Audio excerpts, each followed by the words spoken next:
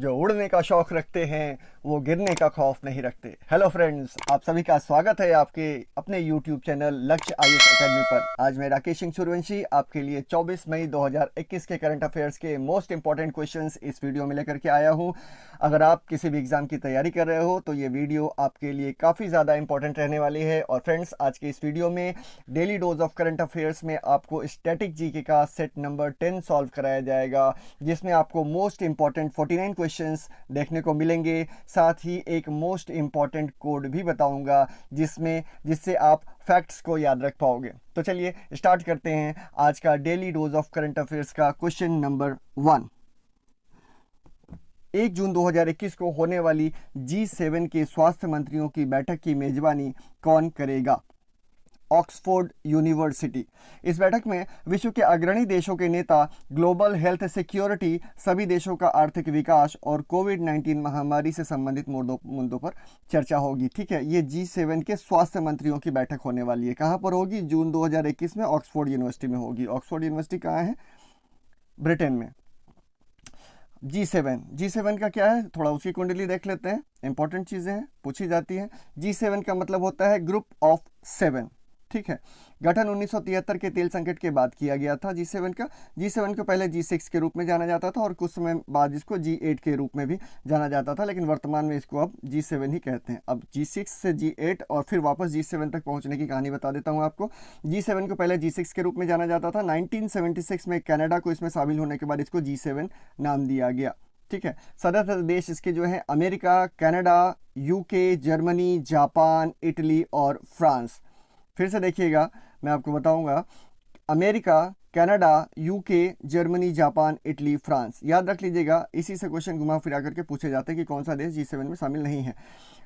47th G7 शिखर सम्मेलन 2021 का आयोजन यूके में होगा। ठीक है, ये मैंने आपको बताया। ठीक है, ऑक्सफोर्ड यूनिवर्सिटी यूके में होगा। आगे बढ़ते हैं। 1997 में मूल 7 देशों के समूह में रूस को शामिल कर किया गया। ठीक है, और G7 को बदलकर वर्षों तक G8 के रूप में कहा जाने लगा। तो 1991 से लेकर के 2014 तक ये कहा जाने लगा G8 इसको, लेकिन 2014 में रूस की सदस्यता रद्द कर दी गई और इसे G7 कहा जाने लगा। क्यों कहा जाने लगा बताता हूँ। क्योंकि 1991 में सोवियत संघ के पतन के बाद पूर्वी और पश्चिमी देशों के बीच सहयोग को बढ़ावा देना था, इस वजह से रूस को इसमें शामिल किया गया था। लेकिन 2014 में रूस द्वारा यूक्रेन के क्रीमिया क्षेत्र का अधिग्रहण कर लिया गया। ठीक है, 2014 में रूस द्वारा यूक्रेन के क्रीमिया क्षेत्र का अधिग्रहण किया गया 2014 में, और ये वही समय था जिसमें रूस को बाहर कर दिया गया और फिर से ये वापस G7 के रूप में आ गया। ठीक है, 1997 में इसको शामिल किया गया था। ठीक है, और 91 में सोवियत संघ का विघटन होता है, 97 में शामिल किया जाता है और 2014 में इसको वापस हटा दिया जाता है और फिर इसको G7 कर दिया जाता है। यहाँ पर ये G8 हो जाता है 97 में, 97 से 2014 तक। ठीक है, चलिए देखते हैं। अब एक चीज़ और ध्यान रखिएगा कि जो G20 है, G7 उसमें शामिल है। तो G20 में G7 ये हो गया G7 और प्लस 13 और देश हो जाएंगे, तो ये हो जाएगा G20। ओके, कौन कौन से देश हैं दिखाता हूं आपको। अर्जेंटीना, ऑस्ट्रेलिया, ब्राज़ील, चीन, भारत, इंडोनेशिया, मैक्सिको, रूस, सऊदी अरब, दक्षिण अफ्रीका, दक्षिण कोरिया और तुर्की। ठीक है, ध्यान दीजिएगा, इसमें रूस शामिल है G20 में। G7 में नहीं है लेकिन G20 में शामिल है। अर्जेंटीना, ऑस्ट्रेलिया, ब्राज़ील, चीन, भारत, इंडोनेशिया, मैक्सिको, रूस, सऊदी अरब, दक्षिण कोरिया और दक्षिण अफ्रीका, तुर्की शामिल है इसमें। टोटल ये हो गए। और बाकी के जो 7 देश और कौन से बचे आपकी? America, Canada, UK, Germany, Japan, Italy, France, 7 ये हो गए। तो टोटल हो गए आपके G20। अब बढ़ते हैं अपने अगले प्रश्न की तरफ। मिनिस्ट्री ऑफ होम अफेयर्स ने, ठीक है, यानी MHA ने कोविड-19 के मद्देनजर लगाए गए प्रतिबंधों के कारण NGO रजिस्ट्रेशन अनिवार्य कर दिया है। बहुत गोरख धंधा हो रहा था, बाहर से पैसे आ रहे थे देश को अस्थिर करने के लिए। बहुत लंबी कहानी है, इस पर एक वीडियो मैंने बनाया हुआ है पहले दूसरे चैनल पे। ठीक है, वो आगे मैं उसका लिंक प्रोवाइड कर दूंगा आपको। फिलहाल देखते हैं इस पॉइंट को। कि मिनिस्ट्री ऑफ होम अफेयर्स ने कोविड-19 के मद्देनजर लगाए गए प्रतिबंधों के कारण एनजीओ रजिस्ट्रेशन अनिवार्य कर दिया है। किस वजह से किया है? विदेशी अंशदान हेतु, यानी जो पैसे मिलते हैं उनको, उस अंशदान हेतु कर दिया ऐसा। मिनिस्ट्री ऑफ होम अफेयर्स ने कोविड-19 के मद्देनजर लगाए गए प्रतिबंधों के कारण विदेशी योगदान यानी विनियमन अधिनियम FRC है, FRCA। तो ये FCRA का क्या मतलब हुआ? फॉरेन कंट्रीब्यूशन रेगुलेशन एक्ट, ठीक है, फॉरेन कंट्रीब्यूशन रेगुलेशन एक्ट 2010 की धारा 50 के तहत नॉन गवर्नमेंट ऑर्गेनाइजेशन NGO को दिए गए पंजीकरण प्रमाण पत्रों की वैधता 30 सितंबर 2021 तक बढ़ा दी गई है। ठीक है, तो क्या मतलब हुआ? Foreign contribution regulation act, foreign contribution regulation act 2010 की धारा 50 के तहत नॉन गवर्नमेंटल या नॉन गवर्नमेंट ऑर्गेनाइजेशन को दिए गए पंजीकरण प्रमाण पत्रों की वैधता 30 सितंबर 2021 को बढ़ा दी गई। कई एनजीओ के पंजीकरण प्रमाण पत्र 29 सितंबर 2020 से 31 मई 2021 के दौरान समाप्त होने वाले थे। इस निर्णय से कई गैर सरकारी संगठनों को लाभ होगा, क्योंकि विदेशी धन प्राप्त करने के लिए उनके लिए FCRA के तहत पंजीकरण कराना अनिवार्य है। ठीक है,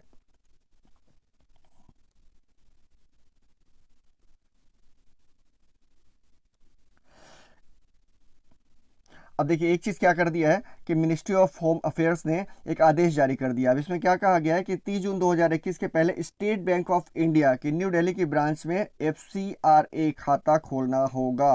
मोस्ट इंपॉर्टेंट, अब इसे होगा क्या कि SBI में एक ही जगह दिल्ली में ये खाते होंगे। ठीक है, जिससे अगर बाहर से कोई भी किसी को दान दे रहा है, ठीक है, एनजीओ तो क्या है, नॉन गवर्नमेंट ऑर्गेनाइजेशन है, तो इसमें बाहर से जो अनुदान मिलता है उनको उसी पे चलता है। कुछ तो सही होते हैं और कुछ जो होते हैं देश को अस्थिर करने के लिए भी आता है। तो उसमें एक रेगुलेशन हो जाएगा, चीज़ों को मॉनिटर करना आसान हो जाएगा। तो उसमें SBI को NDMB में खोले गए आपके FCRA खाते को विदेशी योगदान प्राप्त करने के लिए पात्र नहीं होंगे। ठीक है, 30 जून के बाद मेन खाता यहाँ पे खुला गया जब दिल्ली की मेन ब्रांच में, तो उसे मॉनिटर करना आसान हो जाएगा। ये एक मुख्य बिंदु है। अब FCRA के बारे में देख लेते हैं। FCRA का मैंने बताया फॉरेन कंट्रीब्यूशन रेगुलेशन एक्ट 2010, इसको 2020 में चेंज भी किया है अभी। तो FCRA को पहली बार 1976 में अधिनियमित किया गया था, फिर दूसरी बार 2010 में किया गया था, और उसके बाद 2020 में फिर पुनः इसको संविधान संशोधन करके विधेयक पारित किया गया है। कुछ चीज़ें इसमें जोड़ी गई हैं। मिनिस्ट्री ऑफ होम अफेयर्स के बारे में जानकारी देख लेते हैं। केंद्रीय मंत्री जी किशन रेड्डी, ये सिकंदराबाद लोकसभा तेलंगाना से आते हैं, और नित्यानंद राय, ये दोनों ने महत्वपूर्ण भूमिका निभाई है इसमें। हाल ही में चर्चा में रहा बाओधान, ठीक है, किस राज्य से संबंधित है? इंपॉर्टेंट क्वेश्चन है। इस तरह के क्वेश्चन पीसीएस में और लोअर में विशेष तौर पे पूछे जाते हैं। ठीक है, हाल ही में असम में उत्पादित होने वाले बाओधान की पहली खेप अमेरिका को भेजी गई थी। आयरन से भरपूर, ठीक है, लाल चावल असम की ब्रह्मपुत्र घाटी में किसी भी रासायनिक उर्वरक के इस्तेमाल के बिना, ठीक है, किसी भी रासायनिक उर्वरक के इस्तेमाल के बिना उगाया जाता है। असम का लाल चावल, इसी को बाओधान भी बोलते हैं। चावल की इस किस्म को बाओधान कहा जाता है, जो असमिया भोजन का एक अभिन्न अंग है। ठीक है, अब ये जियो टैक्स जो है देख लेते हैं। 4 जियो टैक्स के बारे में मैंने यहाँ चर्चा की है। ब्लैक राइस मणिपुर का है, क्वेश्चन पूछा गया है। जीरा फुल राइस छत्तीसगढ़ का है। कतरनी चावल बिहार का है, और बक्सौल चावल असम का है। आप चाहें तो स्क्रीनशॉट लेकर के इसको रख सकते हैं अपने पास। अभी हाल ही में त्रिपुरा का जो कटहल है वो लंदन को निर्यात किया गया है। ये घोलवट सपोटा चाकू है, ये महाराष्ट्र का है, ये ब्रिटेन को निर्यात किया गया है। पंगनबल्ली और स्वर्ण रेखा आम जो है वो आंध्र प्रदेश से दक्षिण कोरिया को निर्यात किया गया है। तो ये कुछ इंपॉर्टेंट चीज़ें हैं, इसको आप अपने पास या तो नोट डाउन कर लीजिएगा या स्क्रीनशॉट ले लीजिएगा। इंपॉर्टेंट क्वेश्चन है और इन्हीं से क्वेश्चन बनेंगे करंट अफेयर्स में। नेक्स्ट क्वेश्चन देख लेते हैं कि हाल ही में बुद्धा इन गांधार पुस्तक का विमोचन हुआ, या किसके द्वारा लिखी गई थी? सुनीता द्विवेदी। ठीक है, इंपॉर्टेंट है। इस पुस्तक में भारत को मध्य एशिया और चीन से जोड़ने वाले उच्च मार्ग पर स्थित शहर के बारे में बताया गया है। ये एक यात्रा वृत्तांत है। ठीक है, बुद्धा इन गांधार, गांधार के प्राचीन बौद्ध शहरों की कहानी है ये, और ऐसा क्षेत्र जो उत्तर पश्चिमी पाकिस्तान से पूर्वी और उत्तरी अफगानिस्तान तक फैला हुआ है। सुनीता द्विवेदी एक सिल्क रोड ट्रेवलर हैं, चीनी फोटोग्राफर और स्वतंत्र शोधकर्ता हैं। इनके बारे में और कोई विशेष वो नहीं है। हाल ही में वयोवृद्ध अभिनेत्री नीता गुप्ता ने अपनी सच कहूँ तो 14 जून 2021 को ये विमोचित किया जाएगा। अभी 14 जून आया नहीं है, ठीक है, आज 24 मई है। हाल ही में वयोवृद्ध अभिनेत्री नीना गुप्ता ने अपनी आत्मकथा सच कहूँ तो का 14 जून 2021 को विमोचन करने का निर्णय लिया है। पुस्तक कास्टिंग काउच फिल्म उद्योग की राजनीति जैसे मुद्दों को संबोधित करती है और यह बताती है कि एक युवा अभिनेता या अभिनेत्री को गॉडफादर या गाइड के बिना फिल्म उद्योग में बने रहने के लिए क्या क्या करना पड़ता है, इसके बारे में डिटेल दी गई है उसमें। हाल ही में पूर्व राजनयिक प्रीत मोहन सिंह मलिक द्वारा लिखित Sikkim history of intrigue and alliance पुस्तक पाठकों के लिए जारी की गई है। यह पुस्तक सिक्किम राज्य की तत्कालीन राज्य के अनूठे इतिहास को बताती है। यह भारत का 22वां राज्य कैसे बना, ठीक है। और 2020 की अन्य पुस्तकें जो है how to be a writer, little book of everythings, cookies songs, books of story, और 2021 की जो महत्वपूर्ण पुस्तकें हैं the tree of Dehra, all time favourites for children. ये इस तरीके की कुछ इंपॉर्टेंट चीज़ें हैं जो आपको ध्यान में रखनी चाहिए। 23 मई को कौन सा दिवस मनाया गया? विश्व कछुआ दिवस मनाया गया है 23 मई को। कछुए बहुत ही इंपॉर्टेंट है हमारे पर्यावरण के लिए, ठीक है, ये मैं बता चुका हूँ अपनी पिछले 3 वीडियो पहले उसमें।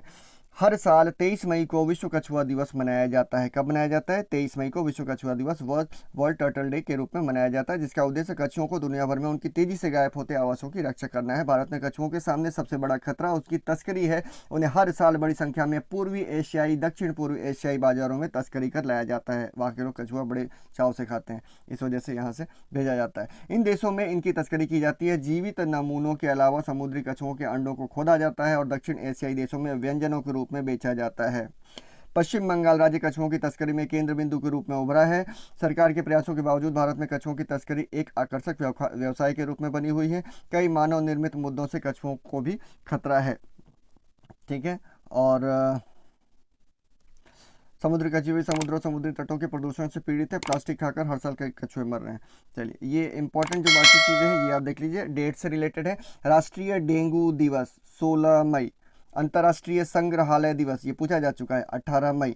राष्ट्रीय आतंकवाद विरोधी दिवस 21 मई, ये भी पूछा गया है। अंतर्राष्ट्रीय जैव विविधता दिवस 22 मई, वेरी इंपॉर्टेंट। जैव विविधता दिवस कई एग्जामों में, छोटे मोटे एग्जाम्स में तो अक्सर ही पूछ लेता है। अंतर्राष्ट्रीय जैव विविधता दिवस 22 मई। ब्रदर्स डे 24 मई। आज क्या है? ब्रदर्स डे है, 24 मई है आज, ओके। तो जो भी अपनी बहनें हैं वो अपने भाइयों को बधाई देंगी और अपने भाई जो हैं वो भी बहनों से बात करेंगे, एक दूसरे से प्यार और मोहब्बत के साथ रहेंगे, ठीक है। और विश्व थायराइड दिवस है 25 मई को, ठीक है। तो राष्ट्रीय डेंगू दिवस 16 मई, अंतर्राष्ट्रीय संग्रहालय दिवस 18 मई, अंतर्राष्ट्रीय आतंकवाद विरोधी दिवस 21 मई, अंतर्राष्ट्रीय जैव विविधता दिवस 22 मई, ब्रदर्स डे 24 मई और विश्व थायराइड दिवस 25 मई। नेक्स्ट, हाल ही में वात्सल्य योजना की शुरुआत किस राज्य ने की है? तो उत्तराखंड ने की है। हाल ही में उत्तराखंड के मुख्यमंत्री तीरथ सिंह रावत ने वात्सल्य योजना की घोषणा की है। इसमें कोविड-19 के कारण अपने माता पिता को खो चुके बच्चों के लिए की गई है। यह योजना के तहत उत्तराखंड सरकार 21 वर्ष की आयु तक इन बच्चों के भरण पोषण, शिक्षा और रोजगार से संबंधित प्रशिक्षण करेगी इनका, ओके। गौरतलब है कि राज्य के ऐसे अनाथ बच्चों को 3,000 रुपये प्रति माह गुजारा भत्ता दिया जाएगा। 3,000 रुपये प्रति माह गुजारा भत्ता दिया जाएगा। इसके अलावा उत्तराखंड सरकार इन अनाथों की पैतृक संपत्ति के लिए कानून भी बनाएगी, जिसमें किसी को भी उसकी पैतृक संपत्ति को वयस्क होने तक बेचने का अधिकार नहीं होगा। ये एक इंपॉर्टेंट चीज़ है, ठीक है। यह जिम्मेदारी संबंधित जिलों के जिलाधिकारी को सौंपी गई है। उत्तराखंड के मुख्यमंत्री तीरथ सिंह रावत ने यह भी कहा है कि जिन बच्चों को माता पिता की मृत्यु कोविड-19 के कारण हुई है उन्हें राज्य सरकार के सरकारी नौकरियों में 5% क्षैतिज आरक्षण दिया जाएगा। अच्छी चीज़ है ये, ठीक है। हाल ही में मणिपुर के मुख्यमंत्री एन बीरेन सिंह द्वारा मोमा मार्केट लॉन्च किया गया, ठीक है। हाल ही में त्रिपुरा सरकार द्वारा जागृत त्रिपुरा नामक एक ऑनलाइन पोर्टल लॉन्च किया गया। ये आत्मनिर्भर त्रिपुरा के लिए है। हिमाचल सरकार द्वारा आयुष घर द्वार कार्यक्रम आयोजित किया गया या शुरू किया गया। ये कोविड पॉजिटिव रोगियों को स्वस्थ रखने के लिए है, ठीक है। इसी तरीके से मैंने आपको बताया था कि मध्य प्रदेश सरकार ने भी घोषणा की हुई है कि कोविड-19 से जितने लोगों की मृत्यु हुई है उन लोगों को, उनके परिवारों को सहायता दी जाएगी। इधर केजरीवाल सरकार ने 25,000 रुपये देने की घोषणा की है उनको पेंशन के रूप में। पति की मृत्यु हुई तो पत्नी को, पत्नी की मृत्यु हुई तो पति को, और इन दोनों में से किसी की अगर दोनों की मृत्यु हो गई तो बच्चों को वो चीज़ मिलेगी, ठीक है। तो उसका एक क्राइटेरिया बनाया हुआ है, 25,000 रुपये देने की बात है। तो क्वेश्चन जो पूछने वाली बात है वो 25,000 का है। चलिए नेक्स्ट देखते हैं। हाल ही में युवा कार्यक्रम और खेल मंत्रालय ने किस खिलाड़ी को 2 लाख रुपए की सहायता राशि दी है वी तेजस्विनी बाई। युवा कार्यक्रम और खेल मंत्रालय ने कर्नाटक की वी तेजस्विनी बाई को 2 लाख रुपए की सहायता राशि की मंजूरी दी है। 2011 में अर्जुन पुरस्कार इन्होंने जीता था। किसने जीता था? वी तेजस्विनी बाई ने 2011 में अर्जुन पुरस्कार जीता था। तेजस्विनी 2010 और 14 के एशियाई खेलों में भी स्वर्ण पदक जीतने वाली महिला कबड्डी टीम की सदस्य थी 2010 और 14 में। ठीक है। मंत्रालय द्वारा पूर्व अंतर्राष्ट्रीय एथलीटों एवं कोचों की मदद करने के लिए पंडित दीनदयाल उपाध्याय राष्ट्रीय कल्याण कोष के वित्तीय सहायता को मंजूरी दी गई है। कोष में खेलों में देश का नाम गौरवान्वित करने वाले तथा वर्तमान में दयनीय परिस्थिति में, ये ध्यान रखिएगा, रह रहे पूर्व उत्कृष्ट खिलाड़ियों की सहायता करने के उद्देश्य से 1982 में इसको स्थापित किया गया था। बाकी इंपॉर्टेंट चीज़ है, आप इसको देख सकते हैं, स्क्रीनशॉट ले सकते हैं। मैं दिखा देता हूँ, आप इसको स्क्रीनशॉट चाहें तो ले सकते हैं। ठीक है। मेंस के पॉइंट ऑफ व्यू से सारी चीज़ें, प्रीलिम्स के लिए यही इंपॉर्टेंट है जो मैं बता रहा हूँ। हाल ही में विश्व बैंक द्वारा जारी आंकड़ों में भारत के प्रति 1 लाख आबादी पर चिकित्सकों की संख्या कितनी है? अब देखिए, अब चूंकि भारत की बात हुई है, 86 चिकित्सक हैं भाई 1 लाख पे। अब विश्व की क्या कंडीशन है वो आपको दिखा देते हैं, तभी तो आप टैली कर पाएंगे ना। प्रति 1 लाख की आबादी पर बिस्तर और चिकित्सकों की संख्या भारत में 53 बेड्स हैं, यानी 53 बिस्तर हैं और 85.7 चिकित्सक हैं। पाकिस्तान में 63 बिस्तर हैं और 98 चिकित्सक हैं। बांग्लादेश में 79.5 बिस्तर हैं। श्रीलंका में 415 बिस्तर हैं और 100 चिकित्सक हैं। जापान में 1298 बिस्तर हैं और 241 चिकित्सक हैं प्रति लाख पर। ठीक है। लेकिन यहाँ ध्यान देने वाली बात है, भारत की जनसंख्या भी सबसे ज़्यादा है और जब वो आएगा तो रेशियो ऑटोमेटिकली गड़बड़ा जाएगा। ठीक है। विश्व के सभी देशों की तुलना में भारत में स्वास्थ्य व्यय पर सर्वाधिक जेब खर्च आउट ऑफ पॉकेट OOP होता है। भारत में कुल स्वास्थ्य व्यय का 62% जेब से खर्च होता है। इन वर्षों के दौरान प्रति व्यक्ति स्वास्थ्य देखभाल व्यय में केरल और दिल्ली शीर्ष स्थान के करीब रहे हैं। इन वर्षों में बिहार, झारखंड, उत्तर प्रदेश लगातार रैंकिंग में नीचे स्थान पर रहे हैं। ठीक है। तो ये रैंकिंग की बात हो रही है OOP की, अपने जेब से आप कितना खर्च करते हैं अपने स्वास्थ्य पर। ठीक है। बढ़ते हैं अपने अगले प्रश्न की तरफ। ये है, हाल ही में कोविड-19 एंटीबॉडी डिटेक्शन किट DIPCOVAN, ठीक है, डिपकोवैन को विकसित करने का काम किया है DRDO ने। भारतीय रक्षा अनुसंधान एवं विकास संगठन DRDO, defence research and development organisation ने कोविड-19 एंटीबॉडी डिटेक्शन किट विकसित की है। डिपकोवैन किट 97% की उच्च संवेदनशीलता के साथ कोरोना वायरस से स्पाइक्स के साथ न्यूक्लियोकैप्सिड प्रोटीन दोनों का पता लगा सकती है। ये स्पाइक्स क्या है भाई? अब ये जो कोरोना वायरस आपने दिखा है, इस तरीके से ये हुक्स निकले होते हैं और ये जो आपकी ट्रैकिया है, ये जो आपका गला है, इसमें ये पकड़ लेते हैं इसको, ये कफ के माध्यम से जो होता है। इसीलिए आपको क्या बोला जाता है कि गर्म पानी का सेवन करिए, क्योंकि यहाँ से अगर आपने गर्म पानी पिया तो ये सरक करके नीचे इंटेस्टाइन में चले जाएंगे और वहाँ से फिर शरीर से बाहर हो जाएंगे। ठीक है, यूरिन और स्टूल के माध्यम से। तो इसलिए, और ये गले में अगर रहे 6 से 7 दिन रहना होता है, अगर ये रहे तो वहाँ से फिर ये कहाँ पहुँच जाएंगे? वहाँ से फिर ये पहुँचेंगे आपकी लंग्स में। ओके, यहाँ ट्रैकिया में अगर इनको नहीं वो किया गया, कंट्रोल किया गया गर्म पानी से, तो ये स्पाइक्स के द्वारा अपने आप को यहाँ पर डेवलप करेंगे कफ, और फिर यहाँ से ये धीरे धीरे इधर बढ़ते जाएंगे और फिर ये जो ब्रीदिंग होती है वो आपकी ब्रीदिंग नहीं हो पाएगी।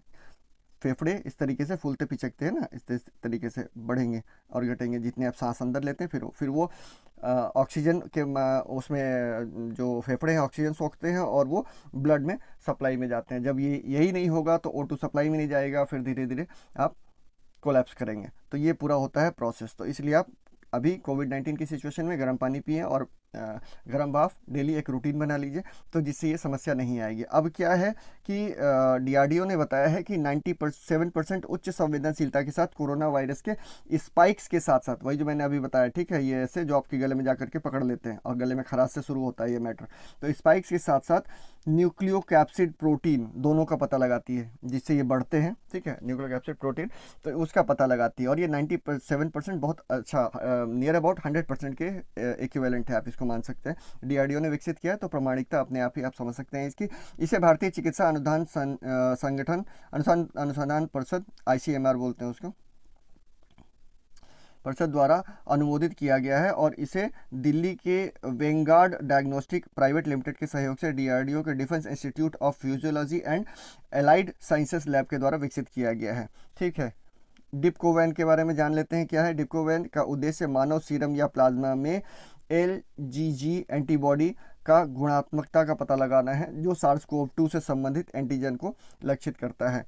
ये कोरोना जो है SARS-CoV-2 परिवार से, ये ध्यान रखिएगा, क्वेश्चन ये पूछा जा सकता है आपका। यह अन्य बीमारियों के साथ किसी भी क्रॉस या रिएक्टिविटी के बिना परीक्षण का संचालन करने के लिए केवल 75 मिनट का तेजी से बदलाव का समय प्रदान करता है।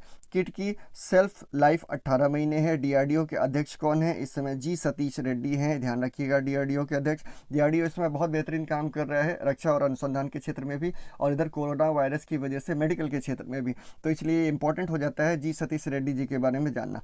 तो ये ध्यान रखिएगा, ये क्वेश्चन बन सकता है डीआरडीओ और इसरो के बारे में इस साल जो भी एग्जाम्स होंगे। डीआरडीओ का मुख्यालय है दिल्ली। डीआरडीओ की स्थापना 1958 में हुई थी। हाल ही में कोविड-19 सेल्फ टेस्टिंग किट लॉन्च हुई है, उसका नाम कोवी सेल्फ है।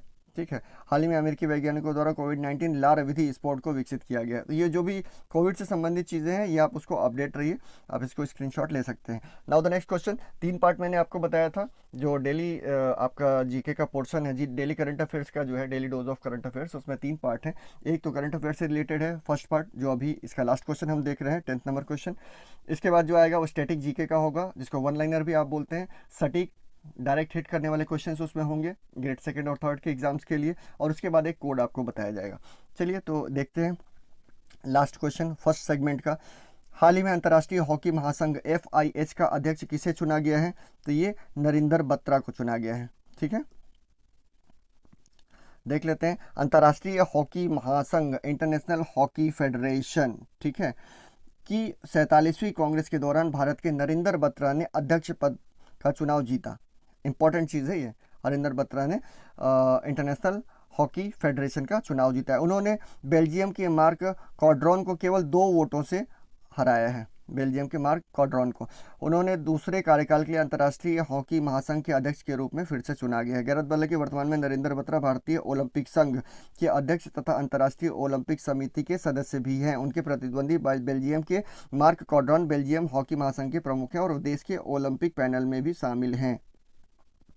ठीक है, इस मतदान प्रक्रिया में बत्रा ने 63 वोट हासिल किए, जबकि उनके प्रतिद्वंदी ने 61 वोट हासिल किए। अब नरिंदर बत्रा 2024 तक पद संभालेंगे, क्योंकि अंतर्राष्ट्रीय हॉकी महासंघ की 47वीं कांग्रेस पिछले स्थगित होने के कारण कार्यकाल को 4 से घटाकर 3 साल कर दिया गया था। ये वे अंतर्राष्ट्रीय हॉकी महासंघ के 92 साल के पुराने इतिहास में शीर्ष पद हासिल करने वाले एकमात्र एशियाई हैं। यहाँ से क्वेश्चन आपका उठेगा। ठीक है, 92 साल का जो आपका इंटरनेशनल हॉकी फेडरेशन या फेडरेशन ऑफ इंटरनेशनल हॉकी जो है उसका 92 साल का पुराने इतिहास में एकमात्र एशियाई हैं ये नरिंदर बत्रा। तो ये इंपॉर्टेंट है आपके लिए। चलिए फर्स्ट सेगमेंट यहाँ पर समाप्त होता है। स्टार्ट करते हैं अपना second segment, daily dose of static GK one liner questions. चलिए शुरू करते हैं रैपिडली इसको। कंचनजंगा भारत के किस राज्य में है? कंचनजंगा भारत में सिक्किम राज्य में है। इसको K2 के नाम से भी जानते हैं। भारत की सबसे ऊंची चोटी है। ठीक है, भारत की सबसे प्राचीन पर्वत श्रेणी कौन सी है? अरावली पर्वत श्रेणी। ठीक है, ये आपके राजस्थान में, लगभग संपूर्ण राजस्थान में इसका विस्तार है अरावली का। अरावली पर्वत का सर्वोच्च शिखर कौन सा है? गुरु शिखर है। ये भी राजस्थान में इंपॉर्टेंट क्वेश्चन है। अरावली पर्वत का सर्वोच्च शिखर क्या है? गुरु शिखर है। क्वेश्चन पूछा गया है। सबसे बड़ा हिमनद या ग्लेशियर कहाँ पर है? ये सियाचिन पर है। ये आपका सियाचिन जो है जम्मू कश्मीर के उसमें पड़ता है।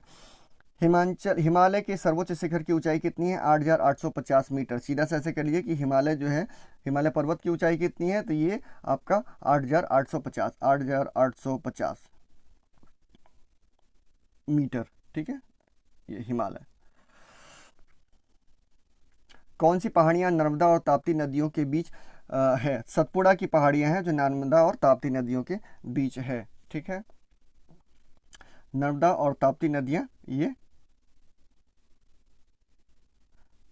पश्चिम की ओर जाकर के गिरती हैं, नर्मदा और ताप्ती नदियाँ। कौन सी नदियाँ नर्मदा और ताप्ती नदियाँ? सतपुड़ा की पहाड़ियों के बीच से बहती हैं। खैबर दर्रा कहाँ पाया जाता है? पाकिस्तान और अफगानिस्तान के बीच ये खैबर दर्रा है। पालधार दर्रा किन दो राज्यों के बीच है? केरल और तमिलनाडु। पूछा गया है क्वेश्चन, खैबर दर्रे से भी क्वेश्चन पूछा जा चुका है। पालधार दर्रा किन दो राज्यों को? केरल और तमिलनाडु को जोड़ता है। नाथुला दर्रा Uttarakhand, very important question, Nathula दर्रा ये उत्तराखंड में है। ठीक है। जम्मू से श्रीनगर का मार्ग किस दर्रे से होकर के गुजरता है? बनिहाल दर्रा, इंपॉर्टेंट, बनिहाल दर्रा जम्मू और श्रीनगर के मार्ग को जोड़ता है, बनिहाल दर्रा। किस नदी के किनारे पर प्रसिद्ध महाकालेश्वर मंदिर है? नर्मदा नदी के किनारे पर है। विश्व का सबसे बड़ा डेल्टा किस नदी के द्वारा? गंगा और ब्रह्मपुत्र नदी के द्वारा। विश्व का सबसे बड़ा डेल्टा किन नदियों के द्वारा है? तो देखिए यहाँ सुंदरवन के डेल्टा की बात हो रही है। सुंदरवन, विश्व का सबसे बड़ा डेल्टा सुंदरवन का डेल्टा है, और ये गंगा और ब्रह्मपुत्र नदियों द्वारा बनाया हुआ डेल्टा है। पश्चिम बंगाल की बात हो रही है। किस स्थान पर भागीरथी और अलकनंदा मिलकर के गंगा का निर्माण करते हैं? देवप्रयाग में मिलकर के अलकनंदा का निर्माण करते हैं। कौन? भागीरथी और अलकनंदा मिलकर के गंगा का निर्माण करते हैं देवप्रयाग में। क्वेश्चन इंपॉर्टेंट है। अरावली पर्वत श्रृंखला किस नदी प्रणाली से विभाजित होती है? चंबल एवं साबरमती नदी प्रणाली। अरावली पर्वत श्रृंखला किस नदी प्रणाली से प्रवाहित होती है? तो ये विभाजित होती है, तो ये चंबल और साबरमती से विभाजित होती है। लूनी नदी कहाँ गिरती है? ये कच्छ के रण में विलुप्त हो जाती है। लूनी नदी विलुप्त हो जाती है, एकमात्र नदी है जो बहती है और बहते बहते विलुप्त हो जाती है, और ऐसे दिखेगी आपको जाते हुए, अगर आप देखेंगे तो कि वहाँ से वो विलुप्त हो गई। तो लूनी कहाँ गिरती है? कच्छ के रण में।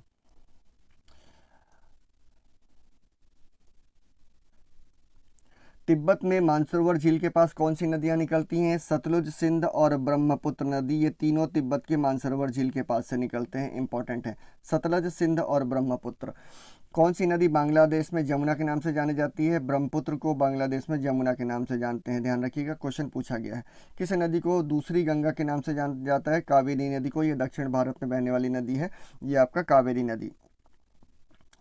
दूसरी गंगा के नाम से किसको जानते हैं? ये है आपका कावेरी नदी। शुष्क भूमि के लिए सर्वाधिक उचित फसल कौन सी होती है? मूंगफली।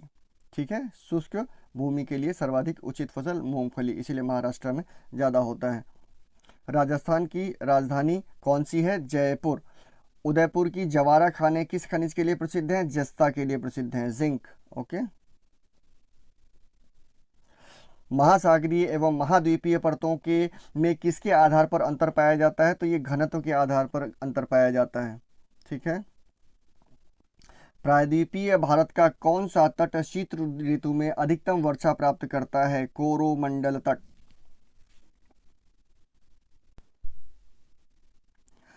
प्रायद्वीपीय भारत का कौन सा तट शीत ऋतु में अधिकतम वर्षा प्राप्त करता है? तो ये कोरोमंडल तट है। देखिए कोरोमंडल तट क्या है? ये जो भारत है आपका, भारत का, पहले इसको तो मैं बता दूं कि ये चोल मंडल, इसको जो है इसको चोल मंडल बोलते थे, और पुर्तगालियों ने इसका नाम बदल करके, मतलब अशुद्ध बोल करके उसका नाम कर दिया कोरोमंडल। वैसे ये चोल मंडल के अंतर्गत जो आते थे। तो भारतीय प्रायद्वीप की दक्षिण पूर्वी तट, ठीक है, दक्षिण पूर्वी तट, ये हो गया पूर्व, ये हो गया पश्चिम, ये हो गया दक्षिण, और ये हो गया उत्तर। ठीक है। तो प्रायद्वीपीय भारत के दक्षिण पूर्व ये हो गया, तो दक्षिण पूर्व क्या हो गया? ये हो गया। दक्षिण पूर्वी तट पर जो है दक्षिण पूर्वी तट रेखा का नाम इसको कोरोमंडल तट दिया गया है। चोल राजवंश द्वारा शासित रहा है। चोल क्षेत्र के मंडल को तमिल में चोल मंडलम कहते थे, और उसी को फ्रेंच लोगों ने बिगाड़ करके कोरोमंडल कर दिया है। तो पूर्वी क्षेत्र में जो आपके क्षेत्र थे उनको बोला जाता था कोरोमंडल तट। चलिए, और यहाँ पर जो क्वेश्चन पूछा गया कि शीत ऋतु में सर्वाधिक वर्षा प्राप्त करता है, तो यही कोरोमंडल तट या चोलमंडल तट जो है ये प्राप्त करता था। ओके, नेक्स्ट क्वेश्चन की तरफ बढ़ते हैं। खनिज पदार्थों की दृष्टि से कौन सा भारतीय क्षेत्र अधिक समृद्ध है? छोटा नागपुर का क्षेत्र अधिक प्रसिद्ध है। ठीक है, तो ये आपका है, ये महाराष्ट्र का जो क्षेत्र है, महाराष्ट्र में छोटा नागपुर का एक क्षेत्र पड़ता है, वो आपको खनिज क्षेत्रों के लिए समृद्ध है, वो इलाका छोटा नागपुर का। टिहरी बांध, टिहरी बांध किस नदी से जल प्राप्त करता है? टिहरी बांध भागीरथी नदी से जल प्राप्त करता है। ठीक है, और अभी मैंने क्या बताया कि भागीरथी प्लस अलकनंदा नदी का जो संगम होता है, कहाँ पर? देवप्रयाग में, वहाँ से ये गंगा बनती है। ठीक है, तो अभी जो बोला गया टिहरी बांध कहाँ है? ये इसी भागीरथी नदी पर है, ये टिहरी बांध। ठीक है, और ये जब देवप्रयाग में मिलते हैं तो इसको बोलते हैं गंगा। भागीरथी और अलकनंदा मिलेंगे देवप्रयाग में तो बनेगी गंगा। मिलने से पहले ही भागीरथी नदी के ऊपर बना है टिहरी बांध, ठीक है। और ये सब कहाँ पर है, ये सब उत्तराखंड में है। चलिए नेक्स्ट। और टिहरी बांध इसलिए भी याद रखिएगा कि अभी हाल ही में 2 दिन पहले बहुगुणा जी का डेथ हुआ है। तो वो चिपको आंदोलन से संबंधित रहे, उसके ऊपर एक पूरी वीडियो मैं बनाऊंगा। और इम्पोर्टेंट है, ये मान करके चलिए कि अपने समय का बहुत ही उम्दा आंदोलन रहा है ये चिपको आंदोलन, और उससे रिलेटेड एक क्वेश्चन बनेगा ज़रूर। चिपको आंदोलन, टिहरी बांध और इसके आसपास के क्वेश्चन से रिलेटेड। चलिए देख लेते हैं। किस हवा में चक्रवातीय गति का अभाव होता है? टॉर्नेडो में चक्रवातीय गति का अभाव होता है। भारत में निम्न में से कौन सी वनस्पति प्रमुख है? तो पतझड़ वन पाए जाते हैं सबसे ज़्यादा भारत में। बहुचर्चित सरदार सरोवर परियोजना किस राज्य में है? गुजरात में है सरदार सरोवर परियोजना। तो बहुचर्चित सरदार सरोवर परियोजना, इसके बारे में चर्चा कर लेते हैं। सरदार सरोवर परियोजना कहाँ पर है? ये गुजरात में है। अब देखिए, ये भारत का दूसरा सबसे बड़ा बांध है। सरदार सरोवर परियोजना के अंतर्गत जो है यह भारत का दूसरा सबसे बड़ा बांध है और नर्मदा नदी पर है। किस नदी पर बना है? नर्मदा नदी पर। क्वेश्चन यहाँ से भी बनता है। और इसकी ऊंचाई कितनी है? 138 मीटर है इसकी ऊंचाई, ठीक है। और अगर नींव से देखेंगे तो 163 मीटर है, ठीक है। ये सब इंपॉर्टेंट डेटा है, नोट कर लीजिएगा। नर्मदा नदी पर ये सरदार सरोवर परियोजना है। भारत का दूसरा सबसे बड़ा बांध है ये, ठीक है। और ये 30 बांधों में सरदार सरोवर और माहेश्वर 2 बड़ी बांध परियोजनाएं हैं। इनका लगातार बहुत विरोध होता रहा है, लेकिन गुजरात जो है उसके सूखाग्रस्त इलाकों में पानी पहुंचाने के लिए और मध्य प्रदेश में बिजली पैदा करने के लिए इसकी बहुत महती उपयोगिता है, बहुत ही इंपॉर्टेंट रोल प्ले करता है गुजरात के, विशेष तौर पर सूखाग्रस्त इलाकों में पानी पहुँचाने के लिए। चलिए आगे देखते हैं। भारत के पश्चिमी घाट पर्वतीय क्षेत्र में निम्न में से किस प्रकार की वनस्पति पाई जाती है? अब देखिए, यहाँ पश्चिमी घाट की चर्चा हुई है कि भारत में पश्चिमी घाट पर्वतीय क्षेत्र में निम्नलिखित में से किस प्रकार की वनस्पति पाई जाती है? तो सदाबहार। अब आपको ये जान लेना आवश्यक है कि पश्चिमी घाट का मतलब क्या होता है। पश्चिमी घाट का मतलब ये होता है कि भारत के पश्चिमी तट पर स्थित जो पर्वत श्रृंखला है वो पश्चिमी घाट या सह्याद्री कहलाती है, ठीक है। क्या कहलाती है? सह्याद्री, ठीक है, सह्याद्री कहलाती है। दक्कनी पठार के पश्चिमी किनारे के साथ साथ यह पर्वत श्रृंखला उत्तर से दक्षिण की तरफ, यानी उत्तर से लेकर के दक्षिण की तरफ ये बढ़ती है। ये टोटल जो है 1600 किलोमीटर का है, ये भी ध्यान रखिएगा। ये एक इंपॉर्टेंट वो है कि ये यहाँ से लेकर के यहाँ तक ये 1600 किलोमीटर लंबी है। विश्व की जैविकीय विविधता के लिए ये बहुत महत्वपूर्ण है और इस दृष्टि से विश्व में इसका 8वां स्थान है, ठीक है। 1600 किलोमीटर है लंबाई। ये पश्चिमी घाट की बात मैं कर रहा हूँ। ये उत्तर से लेकर के दक्षिण तक 1600 किलोमीटर है। विश्व में इसका 8वां स्थान है, ठीक है। गुजरात और महाराष्ट्र की सीमा, ये यहाँ से ऐसे ऐसे गुजरात है, तो गुजरात और महाराष्ट्र की सीमा से लेकर के जो है ये शुरू होता है और महाराष्ट्र, गोवा, कर्नाटक, तमिलनाडु, केरल होते हुए कन्याकुमारी तक पहुंचता है। फिर से सुन लीजिए, गुजरात महाराष्ट्र की सीमा से शुरू होकर महाराष्ट्र, गोवा, कर्नाटक, तमिलनाडु, केरल से होते हुए कन्याकुमारी में समाप्त होता है। और 2012 में यूनेस्को ने पश्चिमी घाट को 39 स्थानों को विश्व धरोहर सूची में घोषित किया है। तो ये इंपॉर्टेंट चीज़ें एक इस क्वेश्चन से आपकी बन गई, इसको ध्यान रखिएगा। भारत में जल विद्युत शक्ति के विकास में कौन सा राज्य अग्रणी है? तो ये आपका उत्तर प्रदेश है। किस तिथि को दिन और रात बराबर होते हैं? 23 सितंबर। इंपॉर्टेंट है, क्वेश्चन पूछा गया है। भारत में नमक की प्राप्ति मुख्य रूप से किन स्रोतों से होती है? सागरीय जल, चट्टानी नमक की परतें और झील एवं मृदा जल से होता है। किस नदी को वृहद गंगा के नाम से जाना जाता है? गोदावरी नदी को वृहद गंगा के नाम से जाना जाता है। फ्रेंड्स, अब बात अगर गोदावरी की हुई है, जिसको वृहद गंगा कहते हैं, तो इसके बारे में जानकारी ले लेते हैं कि इसका नाम जो है गोदावरी है और दक्षिण भारत की एक प्रमुख नदी है ये। दक्षिण भारत की प्रमुख नदी है ये। दूसरी प्रायद्वीपीय नदियों में सबसे बड़ी नदी है। दक्षिण भारत की जो दूसरी प्रायद्वीपीय नदी है उसमें सबसे बड़ी नदी है दक्षिण भारत की गोदावरी, जिसे दक्षिण गंगा के नाम से भी जानते हैं। दक्षिण गंगा के नाम से भी जानते हैं, ठीक है। एक दक्षिण गंगा हो गई और एक जो है ये वृहद गंगा हो गई। इसकी उत्पत्ति पश्चिम घाट के त्र्यंबक पहाड़ी से हुई है। त्र्यंबक, ठीक है। ये महाराष्ट्र के पश्चिमी घाट के त्र्यंबक पहाड़ी से इसकी उत्पत्ति हुई है नर्मदा गोदावरी नदी की, ध्यान रखिएगा। और महाराष्ट्र के नासिक जिले से निकलती है ये भी ये कहाँ पर पड़ता है? नासिक में पड़ता है। ये सब इंपॉर्टेंट क्वेश्चन बनता है। त्र्यंबक पहाड़ी से क्वेश्चन बनता है, नासिक से बनता है, महाराष्ट्र से बनता है। इसकी लंबाई टोटल 1400 लगभग 65 किलोमीटर है, 1465 किलोमीटर इसकी लंबाई है। ठीक है, इस नदी का पार्ट बड़ा है और गोदावरी की उपनदियों में प्रमुख जो है प्राणहिता, इंद्रावती, मंजीरा, ये सब 3 इसकी मुख्य उपनदियां हैं। तेलंगाना और आंध्र प्रदेश से बहते हुए राजहमुंद्री शहर के समीप बंगाल की खाड़ी में जाकर के ये गिर जाती है। ठीक है, ये हो गया बंगाल की खाड़ी में, तो ये इधर यहाँ से शुरू होकर के बंगाल की खाड़ी में अपना गिर जाती है। ओके, ये इतनी इंपॉर्टेंट जानकारी थी जो आपको बता दिया। कौन सी नदी अपना मार्ग बदलने के लिए प्रसिद्ध है? तो कोशी नदी अपना मार्ग बदलने के लिए प्रसिद्ध है और इसी वजह से इसको अब बात चूंकि कोसी नदी की हुई है तो इसके बारे में थोड़ी डिटेल देख लेते हैं। ठीक है, कोसी नदी के बारे में क्या है कि कोसी नदी नेपाल के हिमालय से निकलती है और बिहार में भीमनगर के रास्ते से भारत प्रज्वलन में दाखिल होती है। ध्यान रखिएगा, नेपाल से निकलती है ये कोसी नदी। ठीक है, और नेपाल के हिमालय से और बिहार के भीमनगर के रास्ते में ये दाखिल हो जाती है। इसको बोलते हैं बिहार का अभिशाप भी बोलते हैं।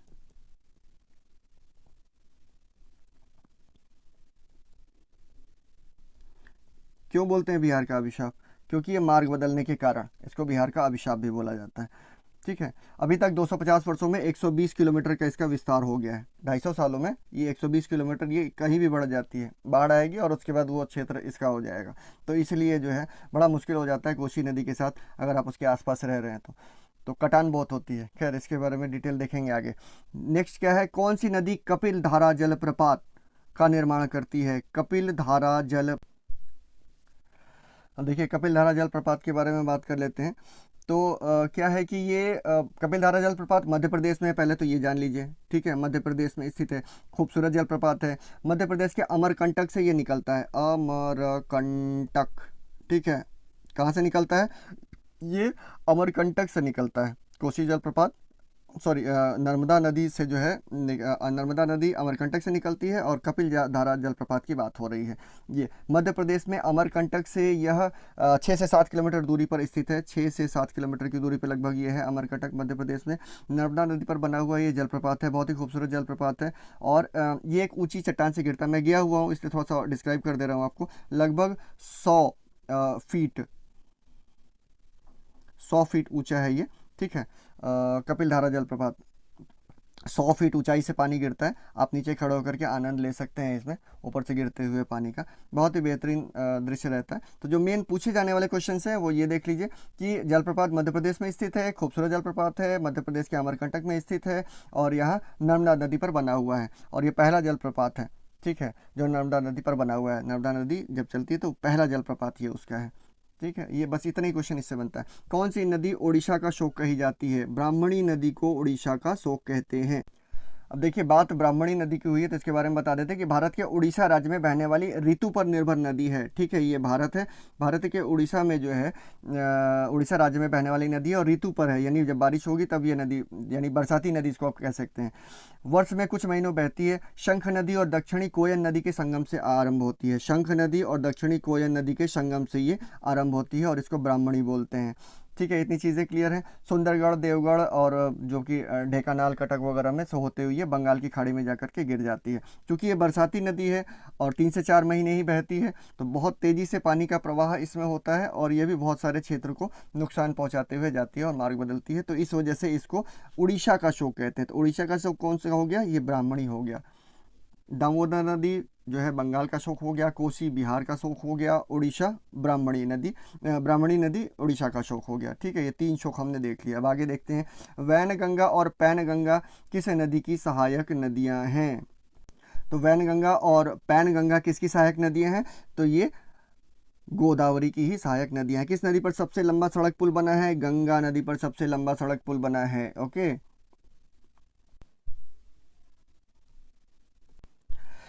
किस नदी पे सबसे लंबा पुल बना हुआ है? तो मैंने आपको जैसा कि बताया, ये गंगा यहाँ पर नहीं है, इसको कट कर दीजिएगा। ठीक है, ये लोहित है, लोहित ये ब्रह्मपुत्रा की उपनदी है।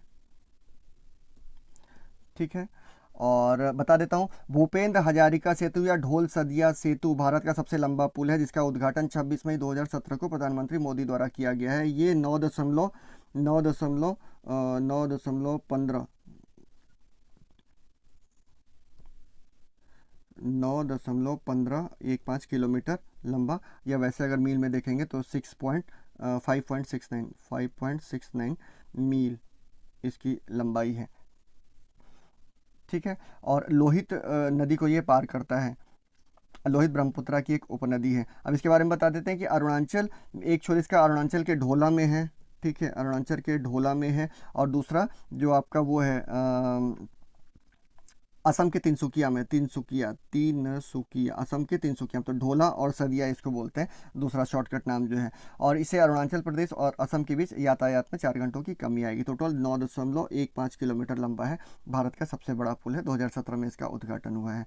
चलिए अब इसमें देख लेते हैं, नर्मदा नदी का अधिकांश भाग किस राज्य में बहता है? मध्य प्रदेश में। अभी मैंने बताया कपिल धारा के बारे में ऊपर चर्चा हो रही थी, 100 फीट ऊंचा है, ठीक है, पहला जलप्रपात है, ये हो गया। कौन सी नदी रिफ्ट घाटी से होकर के बहती है? ताप्ती हो गई। कौन सी नदी भारत व पाकिस्तान को जल समझौता हुआ है? सिंधु पर हुआ है, 1960 में सिंधु जल समझौता हुआ है, ध्यान रखिएगा इसको। अगला क्वेश्चन देख लेते हैं, सिंधु समझौते के अनुसार कहाँ गया भाई, हाँ, सिंधु समझौते के अनुसार भारत सिंधु नदी के कितने प्रतिशत जल का प्रयोग कर सकता है? नेहरू जी के समय ये समझौता किया गया था, और उस समय के जो समझौते किए गए हैं उसके बारे में चर्चा करने की बहुत ज़्यादा ज़रूरत नहीं है, ठीक है। अब ये भारत के उद्गम जो स्थल है सिंधु का, वहाँ से यानी मानसरोवर झील से ये निकलती है, सिंधु ब्रह्मपुत्र ये सभी वहीं से निकलती हैं, जो तिब्बत में है इस समय, तो वहाँ से ये निकलती है और ज़्यादातर प्रवाहित होते हुए ये जब आती है तो 20% केवल भारत इसका उपयोग करेगा, और बाकी का 80% जो है ये पाकिस्तान उपयोग करेगा। अब वो भी उपयोग नहीं कर पाता और जाकर के वो घिर जाता है अरब सागर में। तो कौन सी नदी भारत में केवल जम्मू कश्मीर से होकर के बहती है? ये सिंधु नदी है जो केवल जम्मू कश्मीर से होकर के बहती है। पंचगंगा, दूधगंगा किसकी सहायक नदियां हैं? कृष्णा नदी की सहायक नदियां हैं पंचगंगा और दूधगंगा। दामोदर नदी कहाँ से निकलती है? छोटा नागपुर के पठार से निकलती है दामोदर नदी, इंपॉर्टेंट है। किस प्रकार की मिट्टी के लिए न्यूनतम उर्वरक की आवश्यकता होती है? जलोढ़ मिट्टी के लिए। भारत के समस्त स्थल भाग का कितना प्रतिशत जलोढ़ मिट्टी से आच्छादित है? 24%। जलोढ़ मिट्टी में जब बालू के कणों को चीका की मात्रा लगभग बराबर होती है तो उसे क्या नाम देते हैं? दोमट मिट्टी, उपजाऊ मिट्टी होती है ये। चलिए बढ़ते हैं अपने तीसरे सेगमेंट की तरफ, daily dose most important short trick. अब देखिए इसमें मैं आपको बता दूं, आज जो मैं बताने वाला हूं वेद, उपवेद और उसके बारे में डिटेल रहेगा आज आपका। वेदों का नाम, 4 वेद हैं आपके, ठीक है, तो 4 वेद को आप क्या करेंगे? सारी आयु, गंधसी आई, ये उपवेद, ठीक है, वेद उपवेद, और वेदांग भी है आगे मैं दिखाता हूं। तो सारी आयु, स से सामवेद, री से ऋग्वेद, आ से अथर्ववेद, य से यजुर्वेद। सारी आयु,